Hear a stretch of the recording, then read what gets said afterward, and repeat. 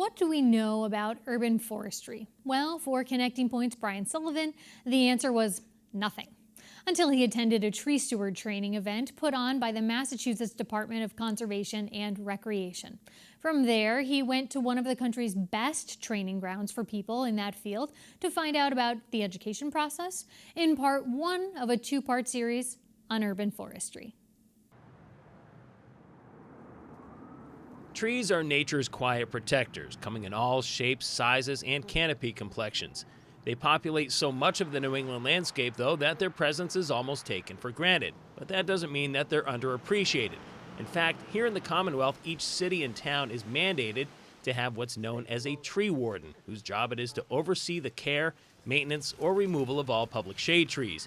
And each year, the Department of Conservation and Recreation holds a 2-day tree steward training event with many of the state's tree wardens in attendance. That led us here to Petersham, Massachusetts, the location of the Harvard Forest.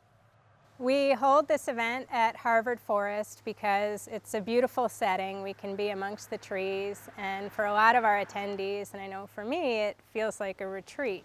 It's designed primarily for volunteers and tree wardens, arborists, and anybody interested in learning about trees. And we try to cover the basics, tree ID, pruning, why trees are important, and give attendees skills, knowledge, and some tools to go work on trees or advocate for trees in their communities.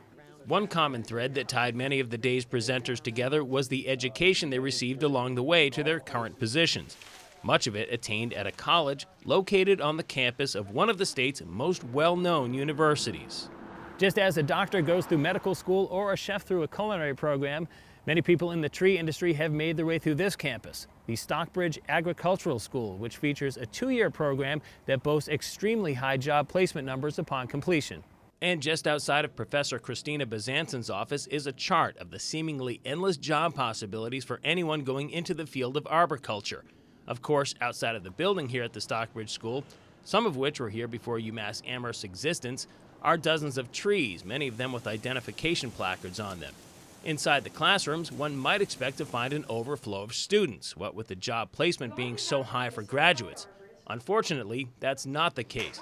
But the enthusiasm that Bazansen and her colleague Dr. Brian Kane bring to class each day is palpable, which seems to have rubbed off on many of the students. What I'm hoping to bring to the classroom is my own experiences through the industry, how rewarding this job and this career is, how much that my life has changed through the years when I maybe moved or other situations happened, and I took arboriculture with me. You can take this job wherever you move to, whatever part of the world. Right now, like if you wanted to live in New Zealand, that's a great place to be a tree climber, and they pay your room and board and relocation. It's a great field. I wouldn't have become an arborist if it weren't for my love of the outdoors and like being physically active. And this is a great way to spend, the nice, beautiful day out.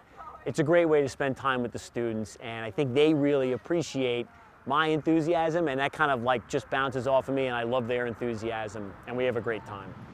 The classes are a hybrid of indoor lecture and outdoor practical application, the latter being a draw for many, if not all of the students, several of whom are coming from agricultural high school programs.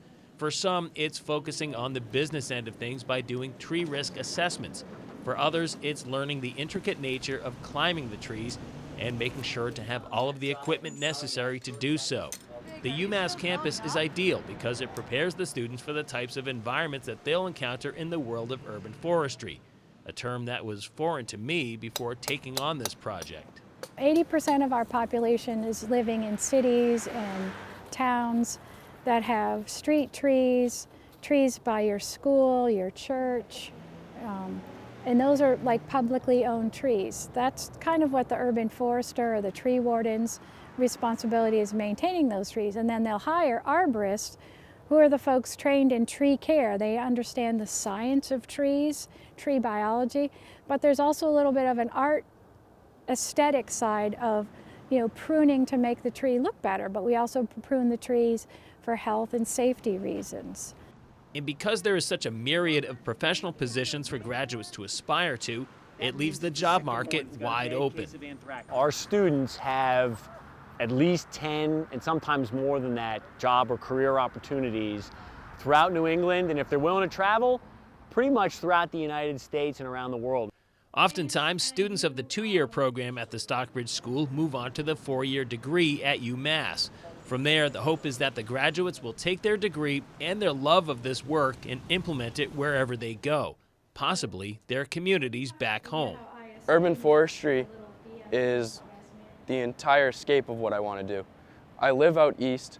I live in a smaller town south of Boston, so all of the work I do or am involved with is in urban areas. So mitigating risk with pruning practices, proper pruning practices that I learned through the Stockbridge School of Agriculture.